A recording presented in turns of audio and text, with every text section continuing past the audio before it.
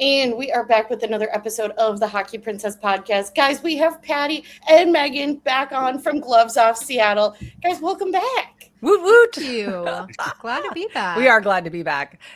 Summertime. And we get to record with Dad this time. So sorry, but last time it wasn't with Dad. Yeah. So this is good. It's great. Yeah, Krusty's on for this one.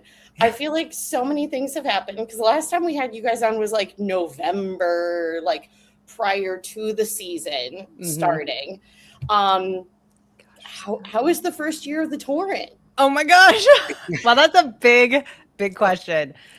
Yeah. I think you want to go? No, go. Okay, so I think the thing is that we really think I think we can think about the Torrent in 3 phases. Like if we really want to talk about it, like we can talk about like pre-Olympics, during the Olympics, and then post-Olympics. Because I feel like we were kind of in 3 different eras during the season. So pre-Olympics, I mean, for me, I think we were all just like super hopeful about, what was going to happen, just the energy of the league, like we had a NHL arena that we were, doing a good job of filling up. And then, the Olympics hit. And I think that was kind of a little bit of a jolt. It was a jolt, and I think it was a little. I think it was an added energy, right? Well, it ended up being an added energy, but it was a little scary going into the Olympic break because we were like, okay, like the momentum that we have like gotten going so far with the season and the fandom and that sort of thing, like, is the Olympics going to take all the air out? Like that was the concern, right? And then everything that happened at the Olympics, which just kind of fueled the fire for women's hockey. Like, let's be honest, with the U.S. team winning and the Torrent having, a bunch of people on the U.S. team come back and, play for us. And then the second half of the season. I mean, losing a couple players that were hurt after the Olympics took a lot of steam out of us. And it was just a little bit disjointed from that because there was so much. The snowball of the Olympics was really going, and then it was just like, oh, but Hillary's not going to be playing and Hannah's not going to be playing, so there was a little bit of a letdown after that. And I mean, to me, like it was so exciting. Every game was exciting. The building was electric. The fans were amazing. The record didn't reflect that, and so that's the disconnect for me. But I think after Olympics there was a lot of positive stuff, except we weren't winning. Which it's hard, but I enjoyed every single game, right? No, I mean, and that's the thing is that what we talk about when we talk about the Torrent and the PWHL in general, because, as we've been to other arenas, we've been to other barns and got to see the Torrent play in other places.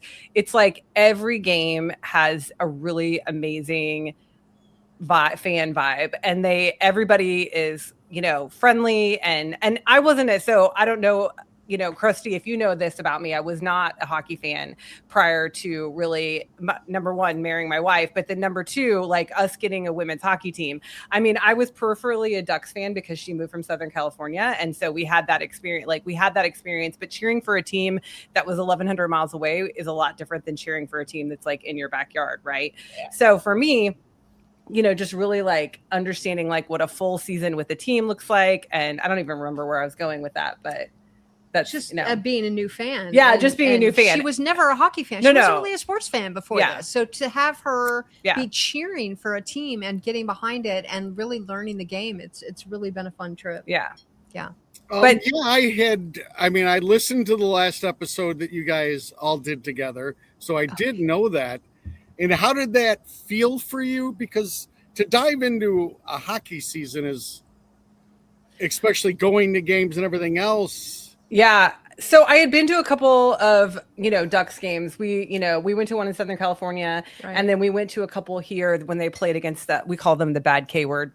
When they played against the bad K word team. And we've been to some other Seattle Thunderbirds That's games. True. So that was what we really did. The prior to this last Torrent. season, we became Seattle Thunderbirds fans. And so the Seattle Thunderbirds is the Western Hockey League. Yeah, Western Hockey League. Yeah, the Western Hockey League team that's here. Yeah. And so I actually got really on board with that because as a mom, like those are like 15 to 20-year-old kids, and they really are kids, like big time kids. And so it's fun to go watch them. It was really fun to go watch them play because number one, the energy is like amazing because they're, 15 to 20-year-olds, but just also that like to learn about the players, like that's what I realized that I really enjoyed was like learning about the players and who they were and where they're coming from and all that kind of stuff. So then when we got this announcement for the, for the women's hockey team, I was like, I get to learn all of these women's backstories. And then even better, like we're going to do a podcast and then I get to talk to all these women. Like how cool is that? So that's really where I come in.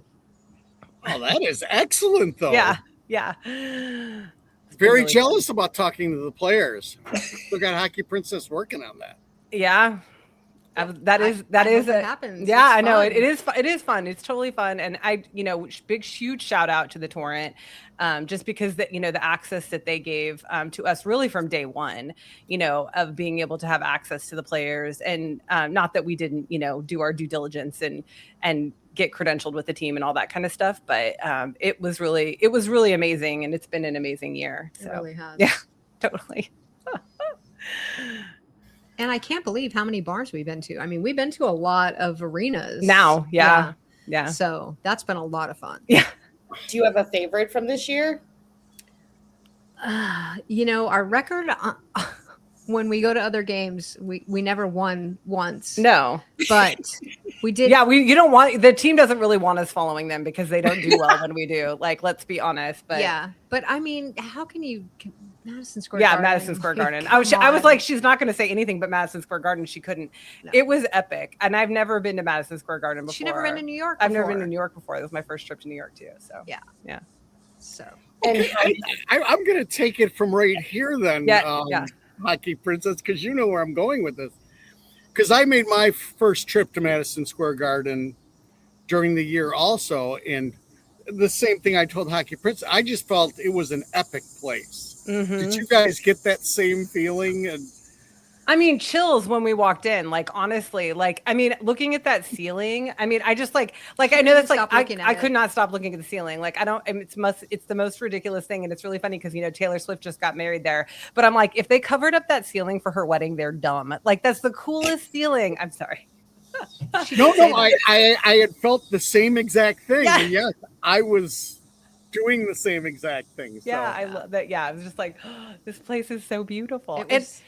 Go ahead. No, I was just gonna say the audio was. So this is the one thing that I really noticed, like about having been in a bunch of arenas now, is that I felt like the acoustics are so good in there because Climate Pledge gets really loud, and it's good, right? Because it gets really loud, but it almost gets like too loud to where you can't hear what's going on. Like, I will give the example of our first home game, we did not score a goal. So we did not know what the goal song was. And so everybody was like the huge anticipation of like, what is the goal song? What is the goal song? And then we come up second home game, they finally score a goal. It is so loud in there. It took me at least 20 seconds to hear the song because you couldn't hear it over the crowd, which is, I mean, that's amazing, right? That's a great problem. But I felt like it was really like the acoustics in Madison Square Garden were so good that the crowd was full, but you could also hear what was going on otherwise. And it was just, yeah. That was crazy. And the fan experience. I mean, mine is that the ushers wouldn't let us get as close as we wanted to get. There was a little bit of a negotiation there, but it was just amazing. And we felt so welcomed there by all the fans. And we really felt that in every barn. Yeah. Like, it doesn't matter. We've made friends from fans of other teams everywhere we've gone. Yeah. So, yeah, but Madison Square Garden, I mean, New York City, Madison Square Garden. I can't believe you're in Chicago and that's your first trip to MSG. Like, yes, you're not that far. I know, but it's that whole, you have a work life and raising kids. There wasn't a lot of traveling until later on in my life. Yeah, So- We get that. We get that, and we just obviously we make the sacrifice to do it, and it's like we spent literally 32 hours in New York City. So I don't know if you heard that part of the story, that we flew in late Friday night, spent the night in a hotel, got into the city Saturday morning, tooled around, went to the game, and then literally walked around the city until we had to head back to the airport at 4 a.m. for our 7 a.m. Sunday flight. So as you can imagine, that's like that's the sacrifice, right? That like we make these trips, but like a lot of times they have to be in and out quick because we have to get back for kids and work and all that stuff. Yeah. So You guys are making the sacrifices. I love that. Yeah. Yeah. Yeah, I remember seeing that on your guys' Instagram story. I'm like, have they not slept yet? Like they're just go, go, go. No, and then we had to go home and pick up the kids. Like it Yeah, wasn't like go immediately. immediately sleep through the day. Like we were like on the minute we were back. So It's like zombie moms were like, what? Huh? children. Woof. Yeah. But I mean, from outside, because obviously we were in Seattle when everybody was over I know. at MSG. I know. But from the amount of like folks that I knew that were also at the game, like it just seemed like one big party. Like with everybody being there. And I definitely totally agree. Like I think this year we had the 2 takeover games, and then I'm going to go up and see the Frost play. But like the difference between like the atmospheres of a PW game versus an NHL game is night and day. Yeah. Absolutely night and day. Yeah. I've tried to explain it to people, and it's really it's hard to explain, but to really experience it is everything. And I was just in Reno recently, and there are people there that follow the Vegas team that I don't like to plug at all, but I'm like, and they were a lesbian. I'm like, you have like PWHL Las Vegas, like now you have a real team that you can cheer for, and you'll see like it's completely different. Yeah. Completely different because they're not far, but that's the closest team that they could. So I was like, no, you have to be the PWHL. Like the vibes are unparalleled in my book. And I've been to a lot of NHL arenas. I followed the Ducks all over the country and Canada, and I went to see them in London play like after they won the cup. So I mean, I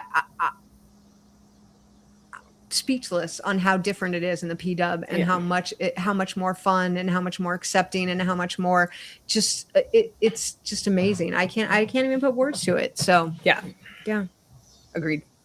So Krusty, you're going to a game this year. Oh, I'll figure it out. I can't believe you didn't make it to either of the games in Chicago this year. Now, granted, I will say this out loud. Those games weren't really in Chicago. They were in Rosemont, they weren't. right? Right. Absolutely.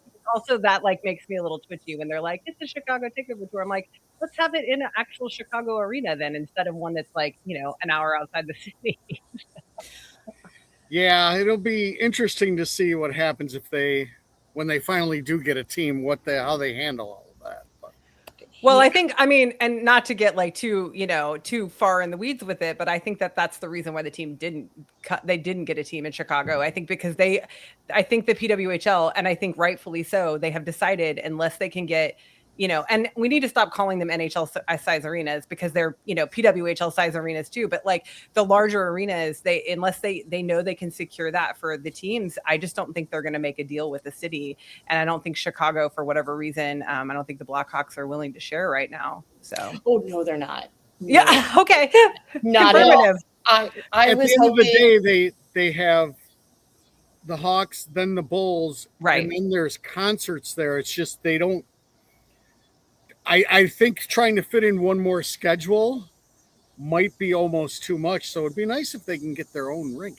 And believe me, we're worried about that because there's, the rumors of, I don't even Supersonics. know. The Supersonics are coming back. I'm like, we don't have room. Like, I hope you have an arena somewhere you want to come to because there's no room for you. Oh no, we're feeling that because it's like three winter teams. Like we don't know how that, other than that they're not going to be able to have concerts at Climate Pledge anymore. Like that would be the only trade-off. So yeah.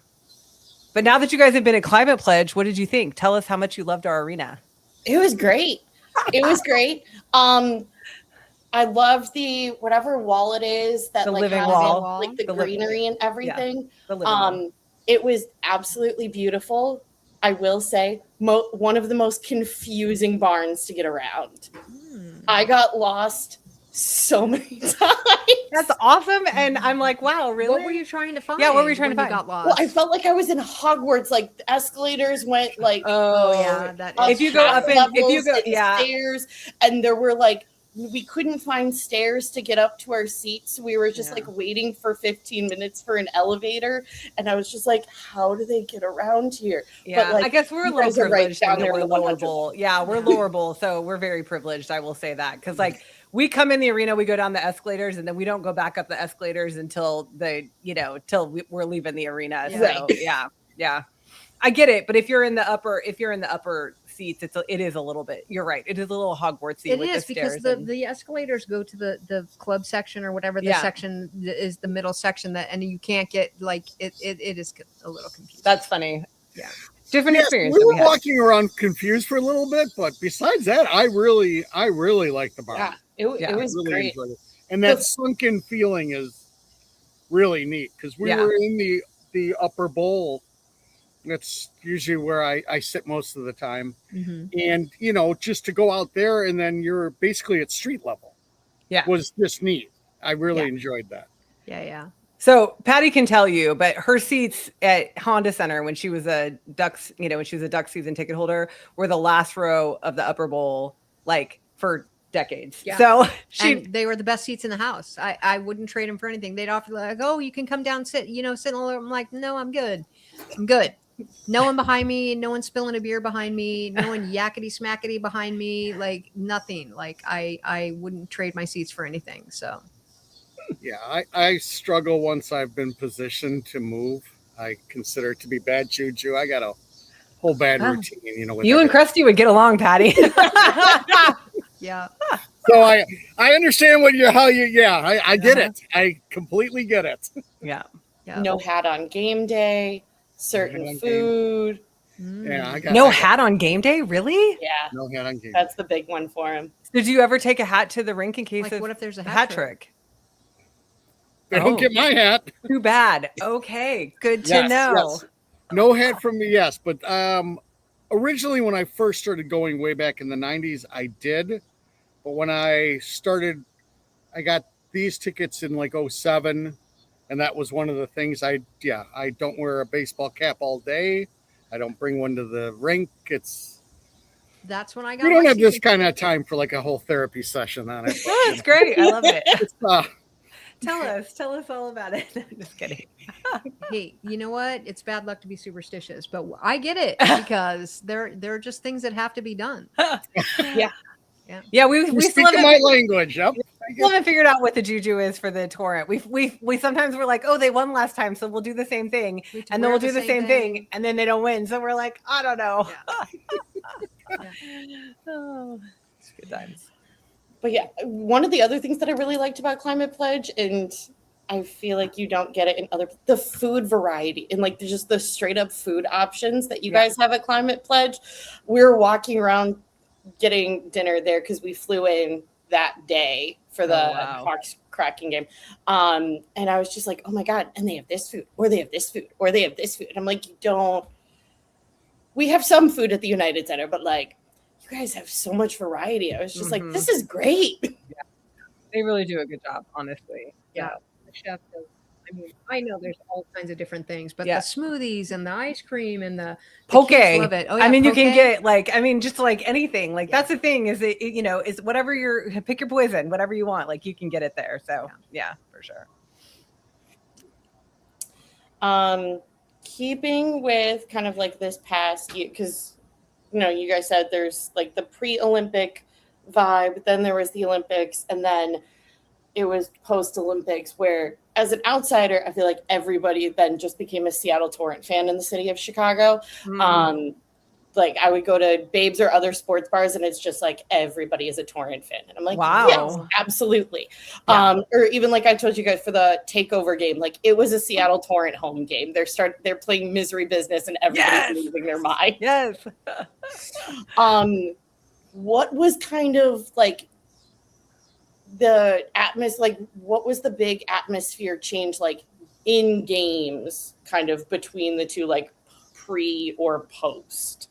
I mean, post, I think it kept going. The ball just kept rolling, and we had lots of fans. It didn't matter that we had people out and people hurt. Like I think our 2 sellouts were after the first game after the Olympics, and then was it Pride Night? Yeah, I think it was Pride Night. Yeah, we sold out 2. Game. Yeah, we sold out 2 games at the end of the season. So yeah, and then I mean, at the end of the season, like as we're at the bottom of the standings, like no hope for playoffs and still selling out Climate Pledge. So. Everybody was going. It was very cool to watch. Yeah. Speaking of bottom of the standings, because I know kind of towards like once you guys started entering like the gold plan, kind of towards the tail end of the year, I just wanted to get your guys' opinion because it was like I think either the coach or the GM, Vancouver front office was kind of being like, oh, we're losing because we have to travel distant, like because we have such a big distance between everybody else. And I'm like, okay, but Seattle's not using that. It's like you guys weren't saying anything. Well, I do feel like we heard that from some of the players. I don't know that we ever heard that from. I mean, Steve might have said it. I think he just mentioned it in a presser. Yeah, that it's hard, and we had long, like 15-day, 17-day road trips, like big long road trips, which is really hard.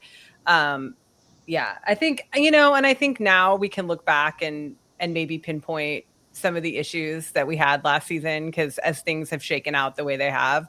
But I do think the travel was really hard. So it's exciting now that we have, we really have 2 more teams that in are our time zone. It's not a long flight. And we don't know because they haven't put any kind of scheduling out.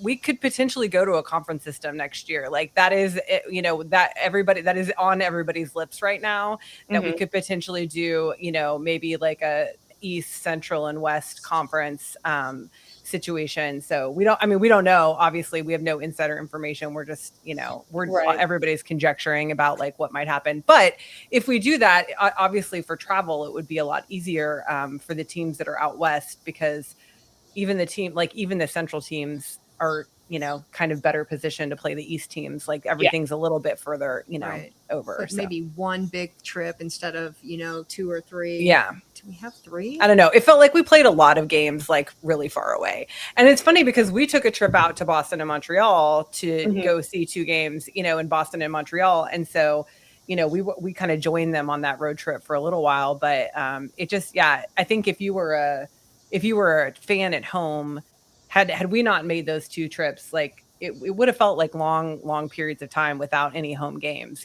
for sure. Right. So, yeah. How was the Montreal and Boston trips? That was awesome. It was a fun trip too. Really amazing. Yeah. Of course we didn't win. No, neither of those games. No. No. But we were there with Montreal fans in Montreal, and the Boston game was first. And that was. I have my Pool In t-shirt on. Actually, I bought this on our Montreal. This is the Team Canada pool because I was like, I can't buy anything Victoire, but I can buy Team Canada Pool In. It's a Pool In shirt. So. Yeah. But it was fun, just traveling and. In Boston, we only saw a couple people that were Torrent fans. There was like one person. I'm like, come here, I gotta hug you, because. Well, it ended up being Jada Habish's boyfriend. Like that was a really funny thing. It was one of the players' boyfriends. Like that's who she hugged in a Torrent jersey in Boston. Yeah. So that was who we ended up seeing, in the other. In the away barns with family friends that would come and see the players, people who lived on that side of the country, which was also fun because we got to meet a lot of their families and that sort of thing. So yeah. We're big. The moms are big fans of us. Let me tell you. And we're big fans of the moms. We are. We're huge fans of the moms. Connection. We love them. We love the moms. But like it makes me laugh because I'm like, oh yeah, so and so's mom is following us on social media. I'm like, yep. Oh, that's great. Excellent. Yeah. Excellent. Christy, you got anything before we jump to an ad break?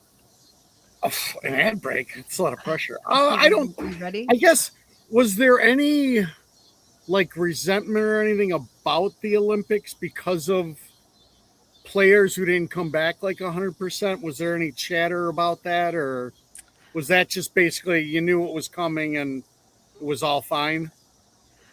I think that I think that it was an interesting transitionary time because I was really afraid, and this is just the way that my mind works. Like, I was afraid that we were going to lose all the momentum we had started by taking a month off. And so I think I was just scared about, oh shoot, like we're going to come back after Olympic break and like have like nobody in the seats and it be just, an abysmal attendance and all this. And obviously that's not the way it worked out because of how the Olympics went, which was great. And I don't think there was, it was a little sad, especially because I remember the first game back after the Olympics, there was a lot of people there that were not PW fans, but were Hillary Knight Team USA fans and were really disappointed that she wasn't playing, Yeah. So, and that was kind of a palpable thing, but I think it also, up until right now, like I can honestly say this was a pivotal time in history, whereas the Olympic Games was the epitome for these women because that's all they had to look forward to post-college, post-collegiate hockey was if they could make their national team and play, right? Mm-hmm. And now that we've broken that open, right? Now it's the Walter Cup. Like that's what they want. They all want the Walter Cup now. And not that an Olympic medal isn't awesome, but I think it's going to shift more like it has in the NHL where it's like they want to go and represent their country. That's really important, but it's not as important as their professional playing career. Whereas I think they all played even Poulin got injured and continued to play her, I think a lot of them they played their hearts out. And I don't know, to me, it's like, I don't know, like, I don't have resentment over it. I think I have understanding, but I also don't know that it's going to ever I don't think it's going to feel like this in 4 years. Yeah. I think it's going to be a different vibe in 4 years. But it was also the first time too, because the Olympics were all that there was. And after the Olympics, they were like, oh, women's hockey's great. When can we get more of this? And you're like, oh, the rivalry series is coming, next year or whatever. But to have that transition to come back immediately and watch all those Olympians come back and start playing. Yeah. I think it boosted the league in ways that people weren't really ready for. Well, and that's what Kendall Coyne-Schofield, she actually said that, in an interview at one point. She said, like, here's the deal. Like, we would have to tell people after the Olympics in previous years, in 8 or 9 months, we'll play a rivalry series, right? Like, that's the next time you can see us play. Whereas now it's like Tuesday, you can see us play on Tuesday, right? Like, it's a completely different vibe than it's ever been before. So. That's excellent because it's a great game, and I would tell people because a lot of it was made between the men's and the the USA Canada stuff, and I've always said that's nothing compared to the women's USA Canada. Yeah, I mean that hatred. I hate to use the word, but I don't know if it was lessened because of the PW started, but that's off the charts more than anything I've ever witnessed. Yeah. There's a lot play at hard stake in and they do not want to lose that. So. Yeah. And that the score in that rivalry series is huge. I think everyone is just like, oh, how many did the USA have? How many did Canada have? Yeah. So that's huge. Wow. Good for the game. Yes. Absolutely. Yeah. Whatever's good for the game is good for me. Exactly. All right, Christy, we'll kick it to you. Okay, it all comes down to this: a best of 7 battle or the end of the World Cup. Draftkings Sports app is now available in all 50 states. It includes all markets. Sweat every shift of every game, all in one place with one app. New DraftKings customers sign up with code THPN. Spend $5 to get 200 in rewards within 21 days. That's code THPN. In partnership with DraftKings, the crown is yours. Bet with DK Sportsbook. Gambling problem? Call 1-800-GAMBLER. 1-800-MY-RESET. New York, call 877-8-HOPE-NY or text HOPE-NY. Connecticut, call 888-789-7777 or visit ccpg.org. On behalf of Boot Hill Casino in Kansas, bet text pass-through may apply in Illinois. 21 and over. Void in Ontario. Event contract trading with DraftKings predictions involves risk of loss. Sportsbook bonus bets expire in 7 days. $50 in predictions dollars issued weekly for 3 weeks expire in 1 year. Redeem one non-withdrawable reward. Availability varies. Predictions offer void in New York. Ends June 28. Terms at dkng.co/audio.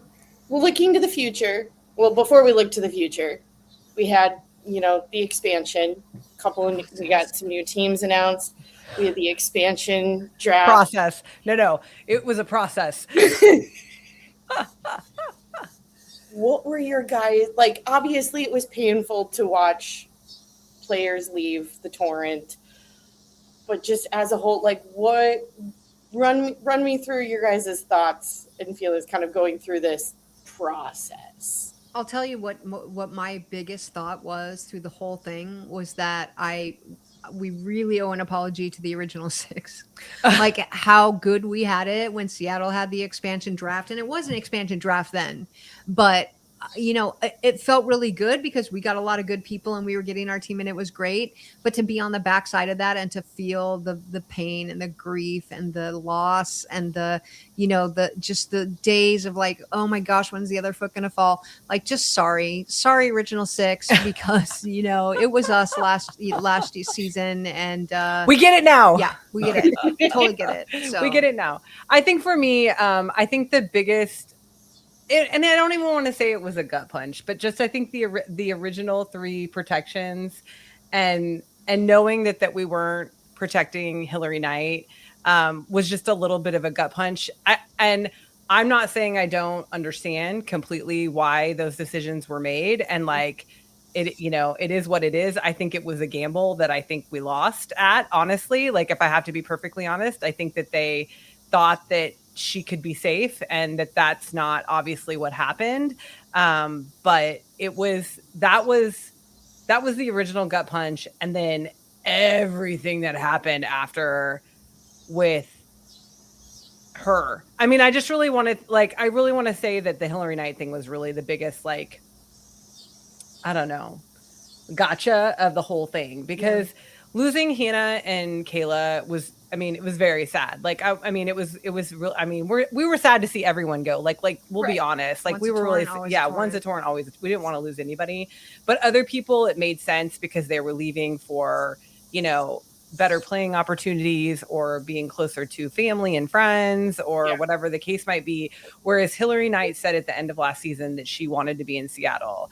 And, I'll maybe reveal a little insider information too, that, her fiance also said that she wanted to be in Seattle. Like, that was, reported to us. And so it's like, I don't think that it was their intent to not be in Seattle this year. And so whether she knew what was coming or not, I don't know. But it was, like I said, I think it was a little bit of a gamble. Leaving her. Yeah. Well, I thought it was a little gamble until she got scooped up. And then obviously it wasn't as little as I thought it was. Cause I thought, with her being at the end of her career, and I'm not saying that derogatorily at all, like, but she probably, within the next, 3 or 4 years is going to retire, maybe wouldn't be the option that another expansion team would look to build their team around. And we knew that the only way an expansion team was going to get her was through that foundational player offer, which was the one that they could not refuse. And so when Daryl Watts got the offer for Detroit, we all were like, okay, maybe she's not going to get scooped up. And then it all came out about the Vegas offer and, what had happened and that she had already signed with Detroit. So, like, I don't know how much you guys know about that, but like, she had already signed with Detroit and because I think that she saw the headwinds of Vegas coming and thought if she had signed with Detroit that she wouldn't have to take that offer with Vegas. And she would rather play in Detroit with her, USA teammates than have to go to Vegas. But the lawyers obviously decided that wasn't, whether the contract was signed or not, that wasn't going to be the case, that she had to take that foundational, the Vegas offer. But that ended up in a trade, obviously, we all know. So, and there's a lot of talk. There's a lot of icky feelings, I think, in the league right now about how all that went down, because it doesn't feel like it was really above board, maybe all across the way. So where is Hillary Knight? She's in Detroit. Okay, that's what I had thought. Okay, she's in Detroit. Vegas picked her up with the offer that you couldn't refuse, which is funny saying Vegas and that. But then they traded her to Detroit, which was in the works before it really should have been, Yeah. which is kind of why it feels a little icky. Yeah. And like some people, it was reported that that it was a sign and trade. It was reported that it was a sign and trade by the Associated Press, but they were not supposed to be making the trade deals until after the expansion process, like until that point in the expansion process, which was still weeks away. And so the fact that they were reporting that it was a sign and trade, we knew that more than likely was what was going to happen. But it kind of felt icky because it's like, wait, you're not supposed to be making those deals. Like that's kind of a backhand deal right now because anyway. So, and it was weird because it took them forever to announce her in Vegas. And then it took them forever to announce her for the trade in Detroit. But she ended up extending because she signed a 1-year deal in Vegas, but she ended up extending to 2 years in Detroit. 2 or 3. I think it was 3. It was 3. I don't remember. 3 years in Detroit, I think. So anyway, but yeah, no, she's in Detroit, which I mean, I want players to be where they're happy. Yeah. Yeah. I didn't want to keep anyone in Seattle who didn't want to stay, but that was the real gut punch. Like I thought she wanted to stay. Yeah. And I was a little bit of the camp of like, it's Hillary Knight. And if she says, even if she wasn't protected and she says, you know what, I really want to stay. Don't pick me. I thought that clout would be that there would be some way for her to almost have a protection that wasn't a protection, which almost is a backhand, backdoor deal. Yeah. But obviously didn't work out that way. Yeah. So we lost a lot of players. No, I'm not gonna lie. Like, no, I mean it's interesting because it's like half the team now. Like it really is. Like we've pretty much lost half the team, and I'm excited about the players that stayed too. Like I'm very excited about the players that we kept, and we kept a lot of people that I'm excited. I was excited at the end of last season to play more. Teresa Schaffsall, who we signed end of season, Gabby David, who we signed end of season. Carpy. Carpy was like, we were all, Alex Carpenter, if Alex Carpenter didn't come back, I'm done. Like, I was just so excited. Our Seattle Aquarium manager is here to stay. So we're happy about that. And plus you guys just got a really good player. So. Well, we got a lot. Actually, I would venture to say we got more than one good player in the draft. But I do think that there's a little controversy around Abby Murphy. Where I'm not going to lie, and I'm not going to not say it out there. Right. The Seattle fans weren't the most excited about her being our first round draft pick. But I think when you watch her play, and I hope when the fans watch her play and get to know her, that they fall in love with her and really get excited about her being a part of our team. So, yeah. I think they will. She plays with an edge, and I think she'll continue. Yeah. So, yeah. I think that's what our GM was looking for. I didn't mean to cut you off, Angela, but I think that's what our GM was looking for is a little edge, a little more physical play. Punishing was used quite a few times. And I think that she fits that mold. So, yeah. Yeah, and I mean that's one of the reasons I like. She's unbelievably skilled, but she's got a nasty agitator way about her. She's a Southsider. Hopefully, I think Seattle will quite enjoy her. I think Seattle will enjoy that part. I think that there's a lot of things people here are worried about, but I think one of the big things when we just focus on hockey is that she's got to stay out of the penalty box because the no escape rule can really kill a team here in our league. And so I don't know how much you know about the rule of differentiation, but the players that are on the ice when a penalty is called have to stay on the ice. Like change. It's not the same in the NHL, right? No, it's not the same in the NHL. I mean, the face-offs are the same because you get the offensive zone face-off, but there's no escape rule in the NHL. Yeah. So it can be detrimental to a team if someone takes a penalty and the wrong players are on the ice because they're stuck out there until the next. I don't even know until you can change. Yeah. So it's it can be it can just leave, obviously being I almost said a man down. We don't say that. A person down, being a player down, it just can leave everybody in a bad place. So we're hoping she can stay out of the penalty box, that she can, I know. And that's her reputation. Her reputation is to take penalties, which again, it's like you have to temper that in this league because of the rules, Have you seen her play live, Krusty? I have not seen her play live. Okay. I watched her play a good amount. I mean, she played like a third and fourth line role in the last Olympics where she was really given the agitator role completely. So I have yet to see her live. I will be seeing her at some point in time live next year. So. Yeah.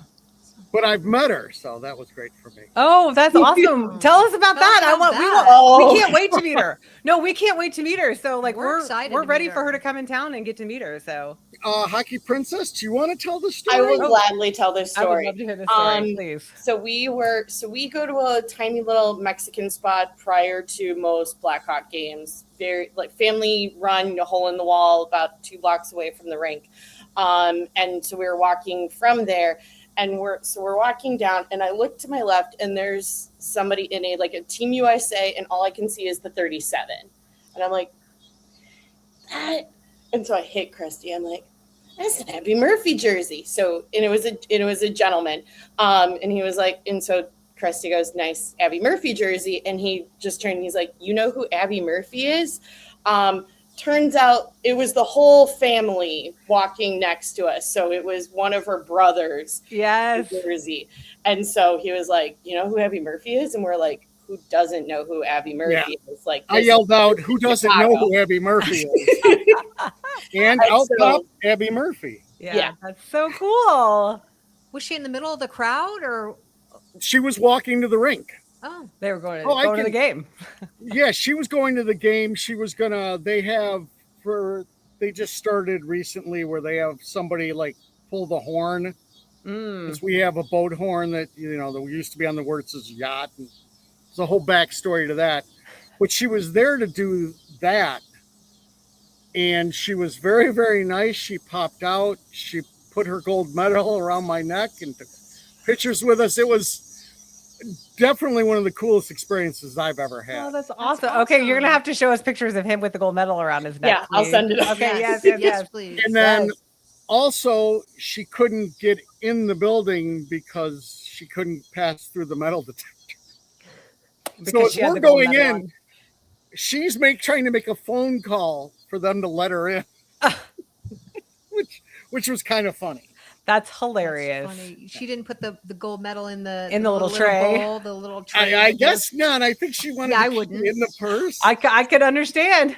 So yeah, that was my big meeting, and it was for me. It was neat just because I had been such an Abby Murphy fan. I mean, after the Olympics, the only picture I sent out to people was the picture I took of her getting the medal on her at that moment, and I just set that out. So it was very neat for me. That's awesome. And when was that? What day was that? That was end of March. That was the week that we went out to Seattle. So it was okay. Yeah, so it was right before. Yeah. Yeah, it was like a week before. Oh yeah, so like right after they came back from the Olympics. That's cool. Yeah, that's awesome. Yeah, there were a lot of gold medals flying around then. Let me tell you. Oh no, we saw one in MSG. We'll just leave it at that. We got to see a gold medal at MSG. I almost dropped it. Yeah, she did. I was like, oh my gosh, she's gonna drop a gold medal. Don't drop a gold medal. Oh yeah, great, awesome. Question, kind of going back to the draft, because I definitely was surprised. I mean, I figured that Abby Murphy was either going to go 2 or 3. I was kind of like, obviously KK Harvey was going to go to Vancouver. That was kind of just the unanimous thought. It seemed like from an outsider perspective, like obviously, I saw on social the opinions that folks have in Seattle and just in the PW with Abby Murphy going to Seattle. Is it a combination of Abby Murphy, playing style on ice, off ice, but also I saw a decent amount of just a lot of Torrent fans really wanted Layla Edwards. Yes. And so do you think that folks were going to be disappointed? Like, even if Tessa Janicki went to the Torrent, like, were people going to be disappointed just because it wasn't Layla as well? I think that there was 100% the disappointment that it wasn't Layla Edwards, because everybody was like, we want Layla. Like, and we're getting the number 2. When they announced that we got the number 2 pick, we're like, we're getting Layla. Yeah. Like everybody. I mean, we were even in that camp. Like we were like if Vancouver Layla doesn't Edwards, take Layla, we're we're like, gonna get her. We're so excited. We're gonna get to hang out with her mom. Like, you know, because the moms love us. So like we were just so excited. God love Layla's mom. She's amazing. But you have a story. My mom does not know. I mean, she knows a bit about hockey, but like during the Olympics, she exclusively followed like Layla's mom's outfits, and so she has decided she's like, wherever Layla goes, more importantly, wherever Layla's mom goes, that's the team I'm cheering for. I love it. Yeah, I love it. But so anyway, back to what I was saying is that like I do think there was a huge disappointment, which I think added to the concern about the cultural difference for Abby Murphy coming to Seattle. So, I mean, I don't want to be too political and whatever, but I'm just saying, like, I think that people were not expecting, you know, that to be the choice based on what people felt like our culture was here, like a culture of like big inclusivity and like, you know, queer culture galore, like all this. And so I think it was a little bit of a twofer of a, you know, oh, we're not getting who we thought we were going to get. And now we're getting somebody who may not fit in with us culturally. Yeah. Do you have anything to say about that? No, I think you summed it up pretty well. Yeah. Yeah. We're trying to change hearts and minds over here. That's what we're doing. Like, we feel like we got to give her a chance, you know, in the most human way possible. Like, she's young. She's, you know, who knows? Like, she's still forming opinions and impressions of the world. So we got to give her a chance to come in and see what she can do. And like I said, I think when she gets on the ice and people see the way she plays and that she's playing for us, because I think that's the other thing. I think the other thing that people are not taking into account is if she wasn't playing for us, we'd have to be playing against her. And she is a hard person to play against from what I've seen of her in general. And so, you know, I'm hoping people can just get over their feelings and really come to just accept her, because I think she's going to be a pivotal player on our team. So in our future, yeah, I think for sure. Yeah. Excellent. Also continuing with the draft, because like you guys said, you guys got quite a few great players in the draft this year. Yeah. Who else are you excited for? Wow. I don't know. I'm excited for all of them, honestly. But who are you? I think Sid, maybe. I don't know. Yeah, I think Sid Morrow. I mean, I think that was our number 2 pick. Like, I think because number 1, her and Abby Murphy were roommates, and so they have a pre-existing relationship. I think the other person that, like, just because we really like to give our Vancouver friends a hard time, Grace Elliott, she came from the University of British Columbia, and our good friends, the Primary Tenant podcast, which is the Vancouver Golden Knights podcast, like, are a huge fan of hers. So we got to be really like, jealous. Ha ha ha ha, we got your player. And she is officially the tallest person in the PWHL because she is 6'1" and Layla Edwards is only 6 feet tall. So wow. Yeah. Chocolate Crusty. I remember I wasn't a hockey fan like 3 years ago. Can you believe that? And I just spouted all that out. I know. I think you're hooked and dialed in. She is. And that is excellent. Yeah, for sure. Yeah. I don't know. I mean, I'm really excited. Like, every single pick was exciting. Like, I'm not gonna lie. Like, every time, and we would, because we were at a live draft event. And so we would do, we do like all the little research on our phone, and we had 365 Hockey Girl, Ava, we had her live stream running so that we could see what her and Kyle Cushman had to say. So it was, I mean, yeah, like, it was really fun. It was. Yeah. It was a fun time. So I don't know if I could have gotten through the expansion process without Kyle Cushman's. I think I was just constantly refreshing his Instagram, like multiple times a day, being like, okay, what do I need to know? What do I need to know? No, he's an amazing resource. I mean, I always tell people, I'm like, he's got a spreadsheet. I said, and it's like, it's the, end all be all for the data nerds in our league. Like, because the league doesn't even really have the kind of data that he puts out as far as just, player information. Like, he's just got it all compiled in a way that's really amazing. It is. Yeah. It's incredible. Yeah. Crusty, he takes the draft and the expansion like to a whole, like, I wish I could be this cool. Yeah. Like, prior to, like, expansion process, he was putting out like, this person is going here, this person's going here, but also just like broke down all of the draft prospects of like footage and playing type, and like, here are the teams that they would fit in with. And I'm like, oh my God. Yeah. Next level. Yeah. He's great. Insane. Yeah. So cool. Another kind of looking to the future, because I know you guys have had some coaching changes the Torrent going into next year. And promotion. Yeah. Yes, and promotions. How are you guys excited? How are you guys feeling in terms of behind the bench for next year? Well, I'm excited to have a woman coach, and I'm glad there's more women coaches coming up in the PWHL, because the W is there, and I'm really excited for Bumstead. Yeah. So. I think it's it's a twofer. We like Steve. Like, Steve was a really nice guy. Really like was. Honestly, like, give you the shirt off his back type of guy. Like, he's a really nice guy. I don't know that he was the best coach for the team. Like, honestly, like, we can look back and now, maybe a little objectively say we need a different kind of coach for the team. So we're hoping that that Christine can, jump in and be that coach, and get people, I think because this is something I'm learning too that I didn't realize before, is like, whatever the playing style that the coach wants people to play in, like, everybody doesn't play that way, right? So you have to like tailor your strategy either for the players you have or bring in the players that you want to, the strategy you want to run. And I don't think I got that. I just, last year when we have the expansion draft, I'm like, oh, we've got all these baller players. We're going to kick everybody's butt. And, it obviously, all the pieces weren't in place. And I think the one piece that wasn't in place is that the way that the playing style that he chose to run didn't fit enough of our players to really make it click and be cohesive. Yeah.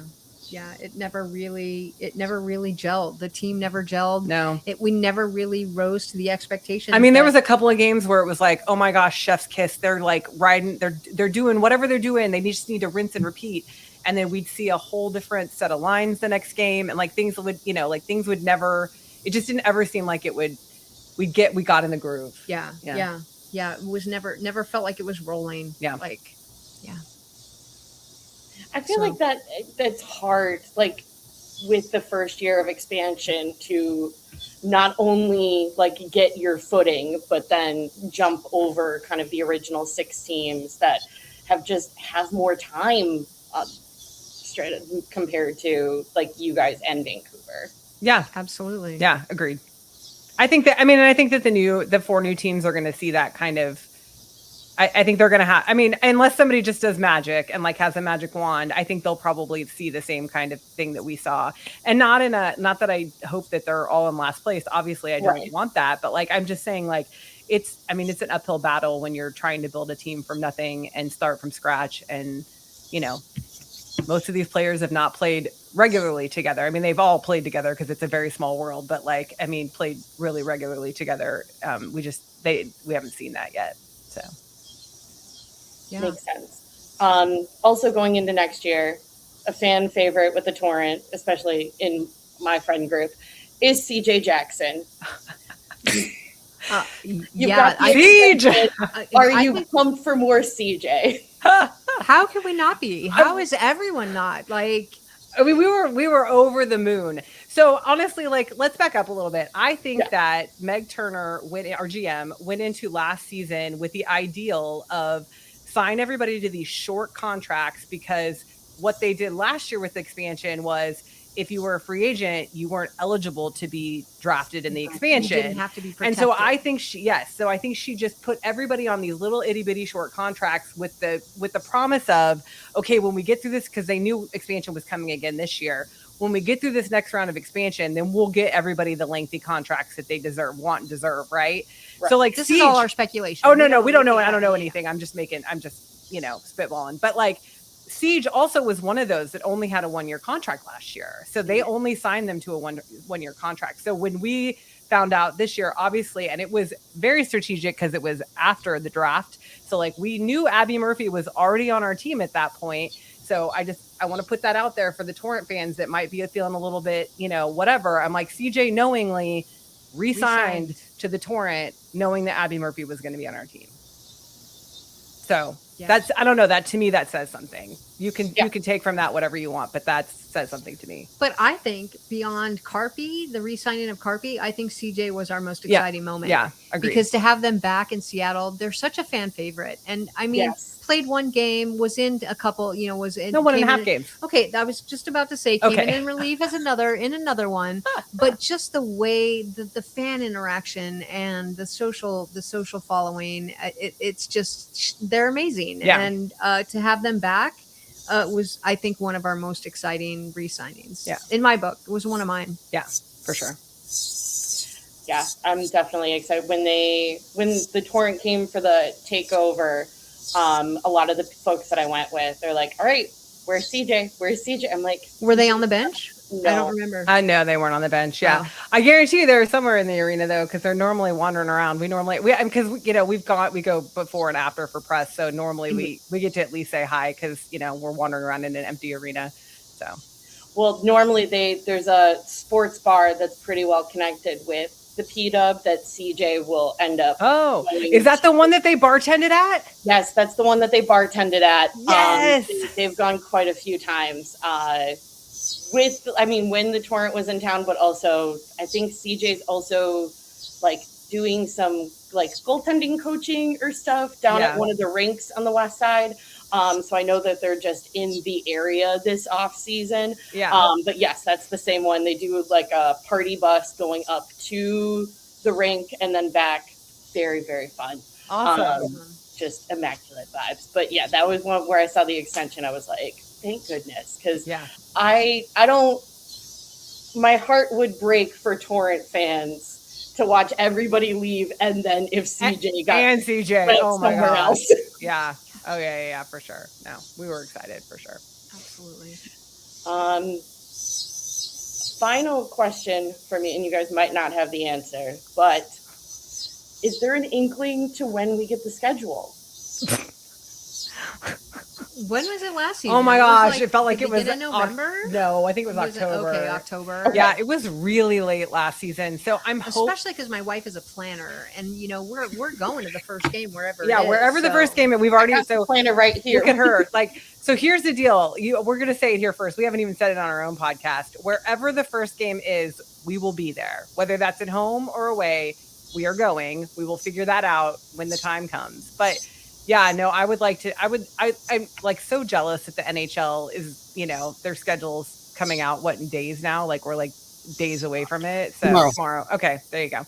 But yeah, we won't get it till, September would be generous. My guess is October. Yeah. If anything told us for how late they gave us the head. Expansion draft, I feel like you guys will get the schedule the day before the home opener. That would be horrible. Yeah. That would be horrible for so many reasons. No, I think my hope is that I know that part of the issue is that they have to obviously contend with NHL teams and a lot more of NHL teams now. So as where we're sitting, we're still, obviously second tenant to a lot of NHL teams. Vancouver is the only one that is a primary tenancy to their venue. So they don't have to fight with anybody else, but the rest of us have to vie for, and that's, I think that was our biggest beef with the schedule last year, other than we got it really late. It was like 50-50, maybe even more than 50-50 weeknight games. Yeah. And so that's just hard. Weeknight games are hard for families and, people who work and that sort of thing. So we're hoping for a lot more weekend games, next year. So we'll see. Yeah. And plus they need to understand that people plan their whole winter around the schedule. Yeah. Right. Come out a little sooner. I feel you.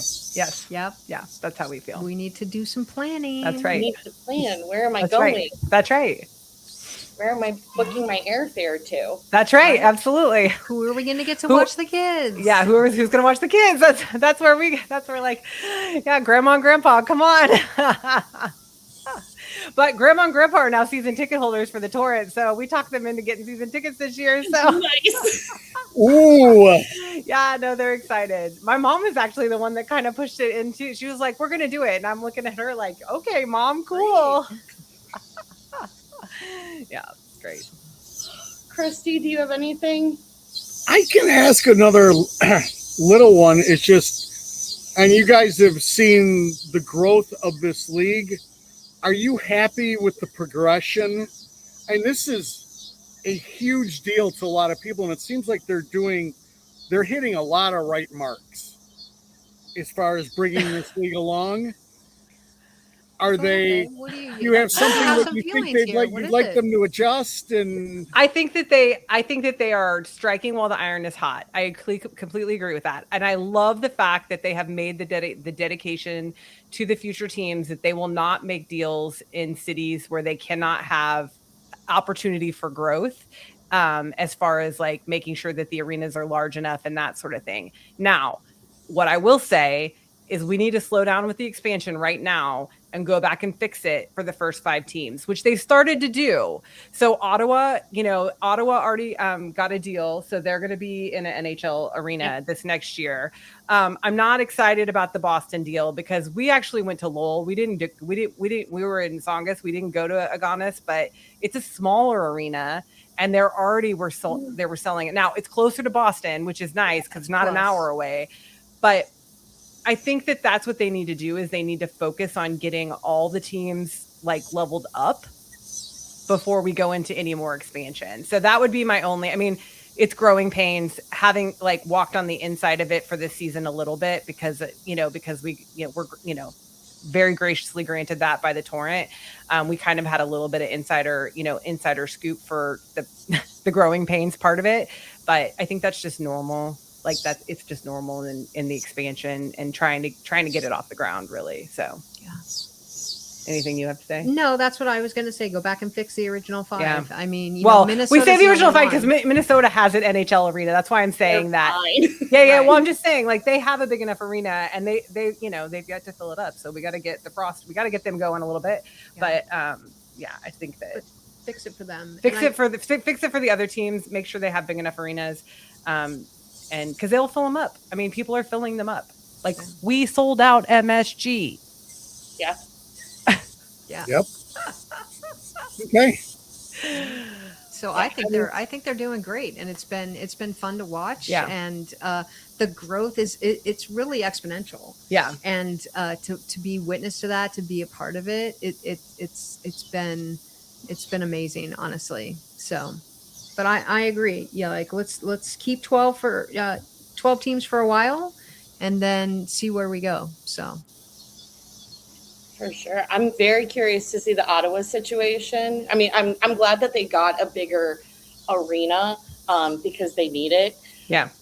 But I'm just very curious because Christy and I have gone out to the Canadian Tire Center before, and it is so far from downtown. Yeah, that's the only. One road, like one expressway that goes out there from downtown and then back. Like, I want to say it's, Chrissy, would you say it's at least like an hour, probably, like more or less? Like, yeah, it's a bit of a drive, kind of out in the middle of nowhere. It's not interesting, like, built out. Like, you know how like most arenas in like cities, like that, the kind of area is like, well, there's the arena and then there's like things to do around. There's nothing.